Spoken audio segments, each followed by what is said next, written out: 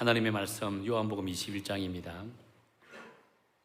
요한복음 21장 1절부터 14절까지 한 절씩 교독해 나가도록 하겠습니다. 요한복음 21장. 그 후에 예수께서 디베라 호수에서 또 제자들에게 자기를 나타내셨으니 나타내신 일은 이러하니라.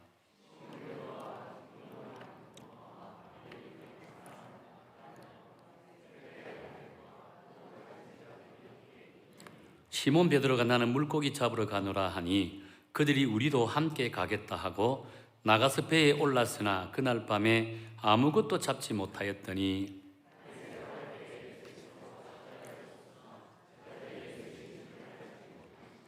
예수께서 이르시되 애들아 너희에게 고기가 있느냐 대답하되 없나이다.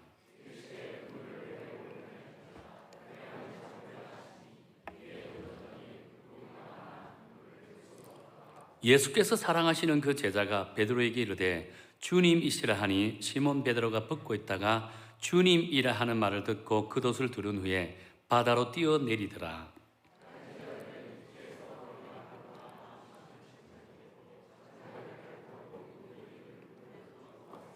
육지에 올라보니 숯불이 있는데 그 위에 생선이 놓여 있고 떡도 있더라. 시몬 베드로가 올라가 그물을 육지에 끌어올리니 가득히 찬 큰 물고기가 153마리라. 이같이 많으나 그물이 찢어지지 아니하였더라.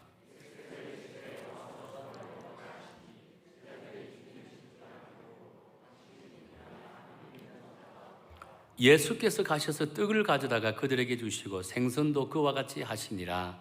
이것은 예수께서 죽은 자 가운데서 살아나신 후에 세 번째로 제자들에게 나타나신 것이라. 아멘.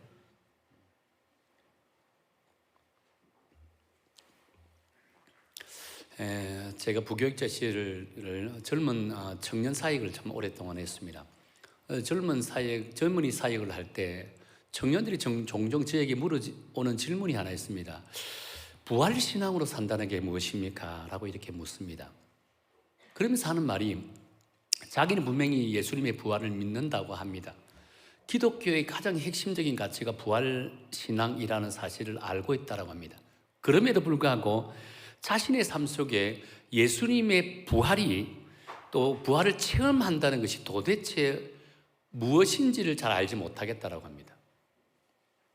내가 예수님의 부활을 믿고 부활신앙을 갖고 살아간다라고 하는 사실에 대해서는 언제든지 정말 예수님의 부활을 믿는 것과 부활신앙을 갖고 살아가는 것 도대체 자기는 이해가 되지 않는다라는 이야기를 참으로 많이 합니다. 여러분은 어떻게 생각합니까? 여러분이 예수님의 부활을 믿지요? 그렇다면 여러분 부활신앙을 갖고 살아간다는 것은 어떤 의미인지 아세요? 섣불리 대답하는 사람들이 그렇게 별로 많지 않다는 거예요. 이 질문은 한마디로 신앙과 삶의 연합에 관계된 문제라고 할 수 있다는 거예요. 내가 예수님의 부활을 알고 믿고 부활신앙을 갖는 것과 내 삶 속에서 예수님의 부활을 체험하며 부활신앙으로 살아가는 것과의 괴리감에서 오는 갈등의 문제이지 않겠는가라고 생각한다는 거예요. 실제로 많은 그리스도인들이 부활절이 되면 예수님의 부활을 입술로 고백합니다. 하나님을 찬양합니다. 여러분, 조금 전에 제가 인사를 하러 할 때 부활을 축하한다는 메시지도 전합니다. 그리고 교회에서는 이달 행사를 합니다. 다양한 행사를 하잖아요. 강단조 장식하기도 하고 부활절 계란도 나누기도 하고 또 칸탄타를 통해서 하나님 앞에 영광의 찬양 예배를 드리기도 합니다. 제가 어릴 적에는 제가 학창시절 때는요 부활절 때면 새벽송까지 다녔습니다. 그리고 부활 카드를 만들어서 이 친구들에게 나눠주기도 했다는 거예요. 그런데 여러분 부활절이 지나면 마치 국경일을 지난 것처럼 깨끗이 잊어버리고요 예수님의 부활과 전혀 상관없는 그런 삶으로 되돌아가 버린다는 거예요. 우리에게 부활신앙, 부활절에만 해당되는 것으로 생각을 해버린다는 거예요. 여러분, 과연 이게 맞을까요? 결국 이런 성도들은요, 예수님의 부활을 과거 골고다에 있었던 그 하나의 사건 정도로만 회상하지 실제 우리의 삶과는 아무런 상관이 없는 것처럼 생각하고 행동을 해버린다는 거예요. 그렇다면 여러분, 과연 예수님의 부활을 오늘 현재 삶 속에서도 경험할 수 있을까? 경험하기 위해서는 어떤 삶을 살아야 될까? 여러분, 오늘 저와 여러분이 함께 읽었던 본문의 말씀을 통해 여기에 대한 답을 한번 찾아 나가 보기를 원한다는 거예요. 오늘 본문 말씀은 예수님이 부활 이후에 제자들이 갈릴리로 가서 예수님을 만나는 그 장면이라고 할 수 있습니다.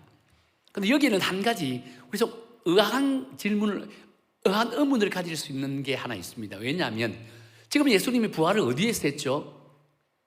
갈릴리에서 부활하셨습니까? 아니면 예루살렘에서 부활하셨습니까? 예루살렘에서 부활하셨잖아요.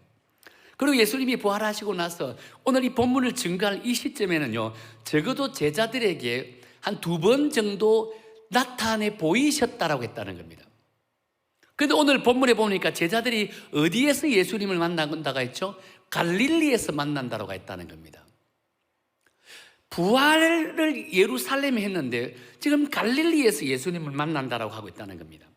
그렇다면 여러분, 부활하신 예수님을 2번이나 만난 제자들이 예수님이 계신 예루살렘에서 예수님을 만나지 않고 왜 갈릴리에 가서 예수님을 만나려고 했을까? 십자가의 고난이 두려워서 도망쳤던 이 제자들이요, 이제 부활하신 예수님을 만났으면 죽어도 주를 위해 죽고 살아도 주를 위해 살겠다라고 결심하고 결단해야 되지 않을까요? 주님 이 땅에 계시는 동안 나는 주님 진짜 옷자락에도 붙들고 주님과 날마다 동행하면서 살아가겠다라고 해야 되는 것이 아닐까요? 그런데 이 제자들이 오늘 본문에 보니까 제자들이 예루살렘이 아니라 갈릴리로 갔다라고 한다는 겁니다. 대단히 모순적인 행동이라고 하지 않을 수 있을까요? 여러분은 여기에 대해서 모순을 가지고 보지 않았습니까? 왜 그랬을까? 왜 갈릴리로 갔을까? 여기는 답은요, 너무나도 간단합니다. 너무나도 간단한 답을 찾을 수 있습니다. 그것은 곧 예수님께서 갈릴리로 가라고 했기 때문이라는 겁니다. 마태복음 28장 10절에 보면 이런 말씀이 기록되어 있습니다. 제가 한번 읽어드릴게요. 예수께서 이르시되 무서워하지 말라. 가서 내 형제들에게 갈릴리로 가라 하라. 거기서 나를 보리라 하시니라 라고 말씀했다는 겁니다. 이 장면은 이제 예수님을 따르던 여인들이 예수님이 이제 무덤에 가에 가서 장례를 치르려고 찾아갔습니다. 그런데 무덤이 열려 있고 예수님이 안 계십니다. 가만히 보니까 예수님이 어떻게 부활하셨습니다. 부활하신 장면을 목격했다는 겁니다. 깜짝 놀랐습니다. 그때 예수님께서 그 여인들에게 뭐라고 말씀하셨습니까? 여인들에게 하신 말씀이 마태복음 28장 10절 말씀이라는 겁니다. 무서워하지 말라. 내가 부활했다는 거예요. 그리고 지금 당장 제자들에게 달려가서 나의 부활을 알리고 갈릴리에서 만나자고 하라라고 전하라고 했다는 겁니다. 그 이야기를 들었던 여인들은 제자들에게 달려갔습니다. 그리고 예수님의 부활 소식을 알렸습니다. 그리고 예수님께서 갈릴리에서 다시 만나자고 한다 알렸다는 겁니다. 그 이야기를 들었던 제자들이 곧바로 예루살렘에서 3일 길을 걸어서 갈릴리로 갔다는 겁니다. 예수님을 만나기 위해서 갔다는 거예요. 그렇습니다. 제자들이 다시 갈릴리로 간 것은요, 주님의 명령을 따르기 위함이었다는 거예요. 그렇다면 예수님께서 왜 제자들에게 갈릴리로 가라고 했을까요? 예루살렘에서도 얼마든지 만날 수 있잖아요. 근데 하필 왜 갈릴리로 가라고 했을까? 얼마 못 가서 예수님의 성천을 이루기 위해서 다시 예루살렘 와야 됩니다. 제자들조차도 예루살렘에 모여야 됩니다. 예수님의 마지막 가는 장면을 보아야 되기 때문입니다. 그럼에도 불구하고 3일 길을 걸어서 갈릴리까지 가라가고 그곳에서 왜 예수님이 제자들을 만나려고 했을까요? 여기에 대해서 성경은 정확하게 기록하지 않습니다. 그럼에도 불구하고 우리는 나름의 짐작을 해볼 수 있다는 거예요. 몇 가지로 추측해 볼 수 있는데 저는 오늘 한 가지만 이 말씀을 한번 생각해 보기를 원한다는 거예요. 여러분, 예수님께서 제자들을 부르시고 공생의 사역의 주된 현장이 어디였습니까? 갈릴리였잖아요. 예수님의 3년의 공생의 사역의 절반 이상은 갈릴리 주변 지역에서 말씀을 증거했습니다. 하나님의 나라를 선포하고 천국을 선언했다는 겁니다. 그렇기에 그들에게 일상생활 속에, 제자들의 일상생활 속에서 예수님의 부활을 경험하는 삶이 무엇인지를 직접 보여주시기를 원하신다는 겁니다. 지금 제자들의 삶의 터전은 갈릴리입니다. 갈릴리에서 대다수 예수님을 만났습니다. 예수님의 제자로 부름을 받았다는 거예요. 그들이 이런 상징적인 생활 속에서 예수님의 부활을 직접 경험하도록, 부활을 경험하는 삶, 부활 신앙이 무엇인지를 직접 보여주기 위해서 갈릴리로라고 말씀하셨다는 거예요. 그래서 오늘 저와 여러분은요, 이 부활하신 예수님과 동행하는 삶이란 구체적으로 무엇인지를 이 본문의 말씀을 통해서 찾아 나가 보기를 원한다는 거예요. 자, 그렇다면 부활의 주님과 동행하는 삶과 어떤 삶의 모습일까요? 오늘 본문 2절과 3절 우리 한번 읽어볼까요?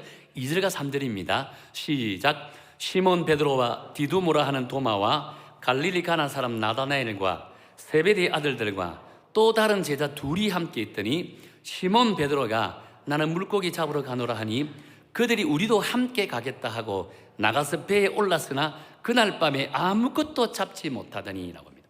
지금 베드로를 뭐라 합니까? 물고기나 잡으러 가야 되겠다라고 말씀하고 있다는 겁니다. 분명 베드로는 예수님의 부활을 보았습니다. 예수님의 부활을 직접 눈을 확인했던 수제자 베드로였잖아요. 당연히 예수님의 부활을 목격했더라면 그의 상응한 사역을 감당해야 됩니다.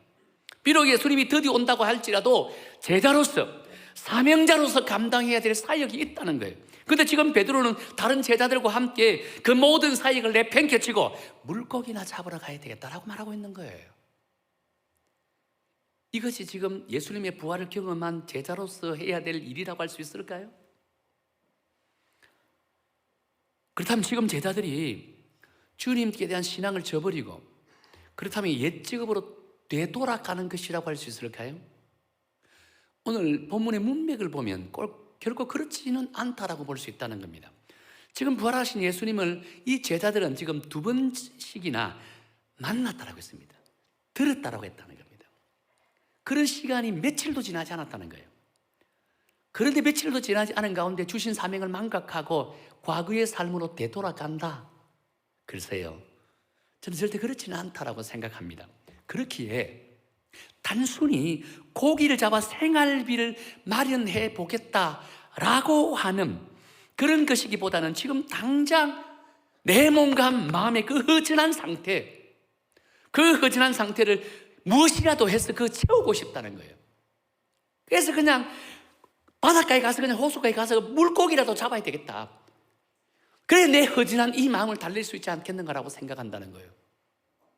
여기서 지금 베드로의 허전한 마음은 허전한 상태는 왜 허전한 상태가 왔을까요? 예수님이 부활하셨습니다. 예수님이 부활하기 전에 베드로는 예수님을 어떤 존재로 생각했습니까? 예수님이 공생의 사역 기간 동안 끊임없이 내가 어쩔 수 없이 인류를 위해서 너희들을 위해서 십자가에 죽을 수밖에 없고 그리고 사흘 만에 부활한다고 말을 했습니다. 근데 제자들은 그것을 믿었을까요? 못 믿었잖아요. 못 믿었기 때문에 예수님이 로마 병정들이 붙잡혀 갈 때 베드로는 예수님을 3번씩이나 부인했습니다. 나는 예수님을 모른다 했습니다. 도망가 버렸잖아요. 그런 자가 예수님이 자기를 찾으세요. 갈릴리에서 만나자고 한다는 거예요. 갈릴리에서 예수님이 오시기를 기다리고 있었습니다. 기다리고 있는 온전한 마음이겠습니까? 얼마나 허전하고 허탈한 마음이겠습니까? 그것을 달래기라도 위해서 물고기나 잡으러 가야 되겠다. 지금 이런 말을 하고 있다는 겁니다. 그리고 비록 고기잡이를 3년 동안 쉬기는 했지만 그래도 제자들은 갈릴리 호수에서 고기잡이를 평생토록 해왔던 사람들입니다. 그래서 갈릴리 호수에서 고기를 잡는 것은 대수롭지 않게 생각했다는 겁니다. 왜? 지금까지 내 삶의 한 일부분이었다는 겁니다. 그래서 예수님이 오시기 전에 내가 고기라도 많이 잡아야 되겠다라고 생각하고 있는 거예요. 내 허기진 배도 좀 채워야 되겠다고 생각하고 있는 거예요. 근데 여러분, 결과론적으로 어떻게 되었을까? 어떻게 되었댔죠? 고기도 한 마리도 잡지 못했습니다. 밤이 새도록 그물을 던졌는데 한 마리의 고기도 잡지 못했다 라고 말하고 있다는 겁니다. 이 베드로와 다른 제자들은요, 평생을 갈릴리 호수가에서 고기를 잡던 자들이었습니다. 평생을 어부로서 살았잖아요. 그럼에도 불구하고 그날 밤에 고기를 한 마리도 잡지 못했다는 거예요.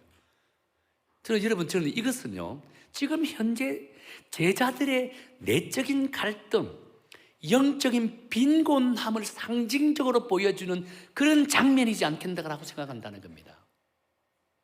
내적인 빈곤, 그 다음에 영적인 이 빈곤을 상징적으로 보여주는 장면이 이 장면이지 않겠는가라고 본다는 거예요. 사실 지금 제자들은 과거의 어부들은 아니잖아요. 베드로가 예수님을 처음 만났던 장소가 어디죠? 똑같이 갈릴리 호숫가입니다. 누가복음 5장에 보면 베드로가 예수님을 만나는 장면이 나오잖아요. 베드로가 밤미새도록 그물을 던졌는데 단 한 마리도 고기도 잡지 못했습니다. 그날도 똑같았습니다. 그래서 이제 돌아와서 항구에 배를 정박하고 너무나도 피곤합니다. 지쳐 있습니다. 고기를 못 잡았다면 피곤은 배 이상이죠. 그냥 들어가서 잠깐 눈이라도 붙이고 싶은데 내일 또 출항해야 됩니다. 그렇다면 출항하기 전에 그물을 먼저 씻어놔야 되거든요. 씻고 말려야 됩니다. 피곤한 몸을 그 그물을 씻고 있었습니다. 그때 예수님께서 베드로에게 다가오시죠. 배를 호수 가운데 띄우랍니다. 왜? 육지에 있는 많은 군중들에게 하나님의 말씀을 선포하겠다는 거예요. 베드로는 예수님의 그 말씀에 순종할 수밖에 없는 어떤 강력한 영적인 권위를 느꼈습니다. 피곤하지만 배를 띄웠습니다. 예수님의 말씀을 전했습니다. 전하고 나서 다시 베드로에게 찾아오셨습니다. 뭐라고 이야기하셨습니까? 지금 깊은 데로 가서 그물을 던져라고 했다는 겁니다. 베드로는 피곤한 몸으로 이제 배를 타고 깊은 데로 들어가는 것은 인간적인 의지로서 힘들어요.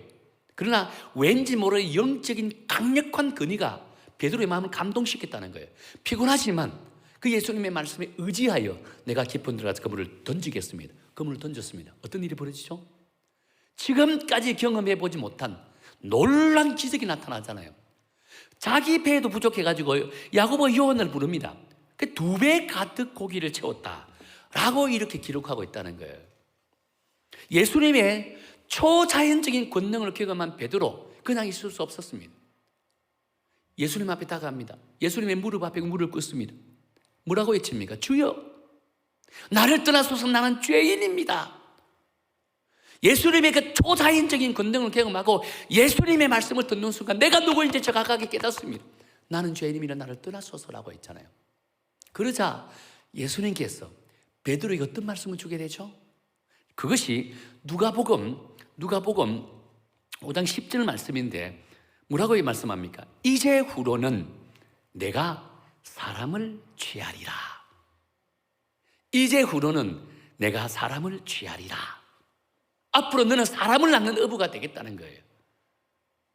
이 말씀을 듣고 이 사건을 계기로 베드로와 야고보와 요한은 배를 두고 잡았던 물고기를 다 내려두고 예수님을 쫓았다라고 했다는 겁니다. 이 순간이 이들의 직업이 어부에서 하나님의 나라의 사명을 감당하는 예수님의 제자로 직업이 바뀌는 순간이라고 할 수 있다는 거예요. 평생을 했던 어부에서 하나님의 복음을 증가하는 하나님의 사명자로 직업이 바뀌는 순간이라고 할 수 있다는 거예요. 그렇기에 지금 베드로와 제자들이요, 자신들의 직업은 어부가 아니에요. 하나님의 사명을 감당하는, 복음을 증가하는 예수님의 제자이자 사명자라고 할 수 있다는 겁니다. 하루아침에 직업이 바뀌었다는 겁니다. 그렇기에 밤새도록 그물을 던져도 물고기를 잡을 수 없는 것이 어찌 보면 지극히 당연한 것이라고 할 수 있다는 거예요. 여러분, 베드로와 제자들은요, 주님의 부활을 목격하였던 자잖아요. 그렇다면 지금 이 상황에서는 그의 상응한 사역을 감당하고 있어야 된다는 거예요. 예루살렘으로 사마리아로 다니면서 주의 부활을 지금 선포하고 전해야 된다는 겁니다. 그런데 지금 베드로는요, 그 모든 사역을 내팽개치고 물고기나 잡으러 가겠다라고 했다는 거예요. 자신의 직업을 망각하고 있는 거예요. 자신의 사명을 망각하고 있다는 거예요. 아마 지금 당장 허기진비를 채우고 또 자신에게 임한 영적인 빈곤함과 영적인 방황을, 즉 문제를 물고기 잡는 것으로 해결하려고 했다는 거예요. 이런 베드로의 모습을 보고 예수님께서 베드로를 뭐라고 부르십니까? 오늘 본문에 보면 5절에 보면 아주 독특하게 베드로를 부릅니다. 뭐라고 불렀죠? 애들아라고 불렀다는 겁니다. 저는 애들아고 불렀을 때 원어 성경에는 어떻게 기록되어 있는 걸 한번 찾아보았습니다. 원어 성경에도 똑같이 아이를 뜻하는 파이디아라는 단어를 씁니다. 파이디아. 원어 성경에도 똑같이 아이들아, 애들아라고 불렀다는 겁니다. 그 다음에 여러분, 애들은 누구를 부를 때 쓰는 호칭일까요? 육체적으로 정신적으로 아직 덜 성숙한 어린 아이를 부를 때 애들아라고 부른다는 겁니다. 뿐만 아니죠. 어른들을 향해서도 아직 인격적으로 덜 성숙한 사람을 지칭할 때 뭐라고 합니다? 애 같다는 겁니다. 애 같다. 참 애 같네. 지금 예수님께서 이런 심정으로 제자들을 부르는 겁니다. 왜요? 지금 제자들이 하는 행동이 참으로 안타깝고 유치하고 어린아이 같다는 거예요. 하나님의 나라의 비전을 갖고 주님의 지상 명령을 감당해야 될 이 제자들이 지금 부활하신 주님이 보이지 않는다고, 부활하신 주님이 드디어 온다고, 먹고 사는 문제, 앞으로 내가 어떻게 살 것인가 이 염려를 붙들고 자신에게 주어진 그 사명을 망각하면서 지금 살아가고 있다는 거예요. 내가 지금 해야 할 일들이 무엇인지를 망각하면서 살아가고 있는 거예요. 분명 주님이 죽었다가 다시 살아나셨습니다. 부활하셨습니다. 그러나 제자들은요, 주님의 부활과 자신들의 삶과 무슨 상관이 있느냐는 겁니다. 내가 먹고 사는 문제와 예수님의 부활을 믿는 것과 무슨 상관이 있느냐는 겁니다. 주님이 오시든 말든 나는 내 삶의 현장에 달려가야 되겠다는 거예요. 그래서 부활하신 주님을 기다리기보다는요, 물고기를 잡는 것이 더 낫다라고 생각할 수도 있습니다. 이 얼마나 안타까운 모습이라고 할 수 있을까요? 그래서 그들의 신앙 수준은 어린아이 같다는 겁니다. 애들아 라고 호칭으로 부를 수밖에 없다는 거예요. 자, 그런데 여러분, 이런 제자들에게 예수님께서는 애들이라 부르면서 그 제자들을 향해서 무엇이라고 말씀하십니까? 그것이 보면 오늘 본문에 보면 그물을 오른편에 던지라라고 했다는 겁니다. 한 마리도 고기를 잡지 못해서 밤새 흐적거리고 있는 그들에게 주님이 찾아오셔서 갑자기 애들아 그물을 오른편에 던져라라고 했다는 거예요. 여러분, 물고기를 잡기 위해서 그물을 오른편에 던지고 왼편에 던지던 무슨 상관이 있을까요? 베드로가 밤이 새도록 그물질을 했는데 왼편에만 계속 그물을 던졌을까요? 왼쪽에서만 계속 그물을 던지고 고기 안 잡힌다 또 던지고 또 던지고 또 던지고 밤새도록 왼쪽에 던졌을까요? 오른쪽에서 더 던졌을 겁니다. 왼쪽에 안 잡히면 오른쪽에 더 던지는 게 당연하잖아요. 그런데 여러분, 이것은요, 중요한 것은 물고기를 잡는 스킬의 문제가 아니라는 겁니다. 오늘 이 본문에서 예수님께서 그물을 오른편에 던지라고 하는 것은 우리의 인생의 키를 누가 잡느냐의 문제라고 할 수 있다는 겁니다. 지금까지 베드로는 자신의 인생의 길을 누가 잡았죠? 자기가 잡고 있었습니다. 그러나 지금부터는 예수님께서 너의 인생의 길 누가 잡아? 내가 잡고 있다는 겁니다. 내 말에 순종해서 오른쪽으로 그물을 던지라는 겁니다. 베드로는 이 순간 자신의 인생 길을 예수님께 맡겼습니다. 그 말씀에 순종하여 그물을 오른쪽에 던졌습니다. 어떤 일이 벌어지게 될까요? 6절에 보면요, 물고기가 많아 들 수 없더라라고 되어 있습니다. 물고기 많아 들 수 없더라. 11절에 보면 어떻게 되어 있습니까? 큰 물고기가 153마리나 잡혔다라고 했다는 겁니다. 미꾸라지 정도 153마리는요, 그냥 한 바가지 정도 됩니다. 큰 물고기라고 이야기하고 있다는 겁니다. 그게 153마리가 됐더라. 얼마나 놀라운 기적의 역사가 일어나게 됩니까? 특히 이 말씀은 오늘 이 시대에 마음의 빈곤과 영적인 갈증을 해결하기 위해서 끊임없이 세상 속에서 여기 기웃 저기 기웃하면서 그 갈증을 채워나가려고 하는 우리 인생들에게 동일하게 주는 하나님의 말씀이라고 할 수 있다는 거예요. 여러분의 인생의 갈증을 해결하기 위해서 세상에 기웃거리는 모습을 가지고 있지 않았습니까? 우리가 아무리 잔머리를 굴린다 할지라도 우리에게 만족감을 줄 수 있을까요? 우리 아무리 물질을 많이 가지고 있다 해도 참된 평안과 안식을 얻을 수 있을까요? 분명한 사실은요, 우리가 그리스도인으로서 부름을 받는 순간 우리의 인생길은 이제부터 부활하신 그 주님이 잡으신다는 거예요.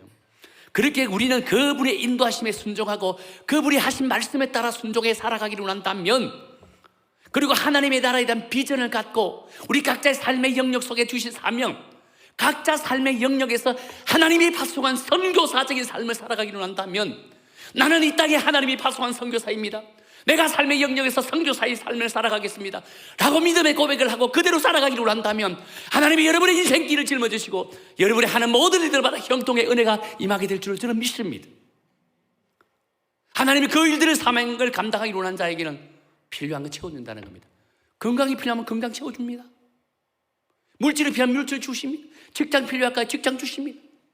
사업 번창을 하고 번창 주신다는 겁니다. 단지 우리의 삶의 영역이 하나님의 나라이고 하나님의 나라에 파송받은 선교사적인 사명을 갖고 살아가기로 한다면, 부활의 주님이 여러분의 인생의 길을 딱 잡으신다는 거예요. 그럴 때 백신세마리라는 놀란 풍성한 은혜를 누린 것처럼 여러분의 인생 하나님이 책임져 준다는 거예요. 절망 가운데 우리에게도요, 다시 일어설 수 있는 에너지를 주신다는 겁니다. 인생의 주인은 하나님이십니다. 하나님이 내 인생의 주인이십니다. 하나님이 내 인생의 길을 지고 있습니다 라고 하는 사실을 믿고 그분에게 내 삶의 전부를 맡긴다면, 하나님 다시 손을 잡아 이렇게 세워주신다는 거예요.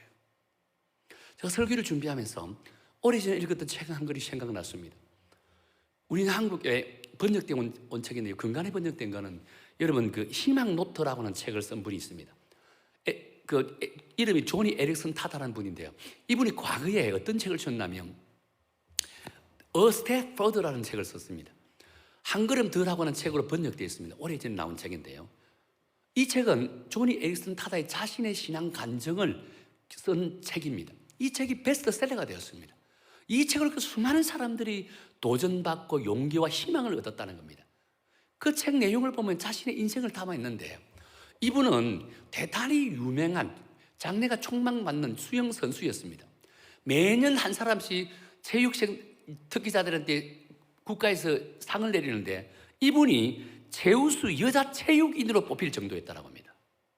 이런 분이 한 번은 수영 연습을 하다가 다이빙 연습을 하다가 다이빙에서 밑으로 다이빙했습니다. 그런데 물이 마침 그달 많이 없던 모양입니다. 바로 머리를 바닥에 꼽았습니다. 목이 불라져 전신마비가 되어버렸습니다. 장래가 촉망받고 많은 사람들로부터 주목받는 사람이었습니다. 정말 놀란 인기 있는 분이었습니다. 사람들로부터 주목받는 거예요. 그런 분이 한순간에 목배가 부러지가지고 전신마비가 되어버렸다는 겁니다. 여자 몸입니다. 얼마나 절망적일까요? 삶을 포기하려고 몇 번 시도할 정도였습니다. 그러다가 강건적으로 하나님을 만났습니다. 하나님을 만나는 순간 그 인생이 달라집니다. 하나님께 내가 지금 이런 전신마비가 된 것도 하나님의 뜻과 섭리 가운데서 일어난 것이다 라는 사실을 믿었습니다. 하나님이 이런 가운데서 나를 들어 사용하실 것이다 라고 생각하고 열심히 희망을 갖고 재활 훈련을 했습니다. 그런 가운데 상업 미술 디자이너가 되고 자신의 삶을 이제 책을 만들어서 책을 써서 출판을 했습니다. 베스트셀러가 되고 이 책을 통해 수많은 사람들이, 특히 절망적인 가운데 있는 사람들에게 희망을 제공하는 놀라운 베스트셀러가 되었다는 겁니다. 그러면서 그분이 이 책에서 이렇게 쓴 대목이 있습니다. 제가 한번 읽어드릴게요. 나는 휠체어에서 일어서지 못하나 하나님의 은혜는 나의 휠체어에 가득 차 있습니다. 부활하신 주님이 나와 함께 계신 이상 나는 무엇이든지 할 수 있으며 나의 미래는 하나님의 나라의 희망으로 가득 차 있습니다. 전신마비자가 쓴 글이라고 여러분 생각할 수 있을까요? 그렇습니다. 이것이 바로 우리가 경험하는 부활신앙이라고 생각합니다. 부활하신 주님께서 실패하고 낙심하고 있는 우리를 찾아오신다는 겁니다. 그리고 말씀하십니다. 아직도 우리는 소중한 존재다고 말씀하고 있는 거예요. 그러면서 우리를 통해 하나님의 나라에 대한 기대감을 갖고 있다고 말씀하고 있는 거예요. 그리고 우리 손을 잡고 일으켜주십니다. 다시 시작하라, 다시 시작하라. 사랑하는 성도 여러분, 혹시 여러분 가운데 절망 가운데 있는 분들이 있습니까? 실패의 자리를 헤어나지 못하는 분들이 있습니까? 용기를 가지세요. 부활하신 주님께 여러분의 인생 길을 맡기세요. 그럼 그분이 다시 여러분의 손을 붙들고 다시 이렇게 세워주신다는 거예요. 그러면서 하시는 말씀이 무엇인 줄 아세요? 내가 영원히 너와 함께 할 것이다. 전지전능하신 능력의 하나님이 영원히 너와 함께 할 것이다. 이렇게 용기의 말씀을 주신다는 거예요. 사랑하는 성도 여러분, 오늘 부활하신 주님, 그분에게 여러분의 인생 길을 맡기는 순간 우리는 부활신앙을 경험하면서 살아갈 수 있다는 거예요. 우리 여성교에 속해 있는 모든 성도 여러분은 여러분의 인생 길을 주님께 맡기고 이제는 주님이 하시는 말씀에 순종하며 하나님이 우리에게 주신 사명이 무엇인지를 온전히 깨닫고 여러분의 각자 삶의 터전에서 하나님이 파송한 선교사라는 사명을 붙들고 선교사로서 살아가기를 다짐하고 결심하고 결단해 보세요. 그렇다면 하나님께서 여러분에게 은혜를 채워주십니다. 백신 3마리로 풍성한 것을 채워준 것처럼 여러분에게도 백신 3마리의 놀란 하나님의 은혜가 임하게 될 줄로 믿으시길 바랍니다.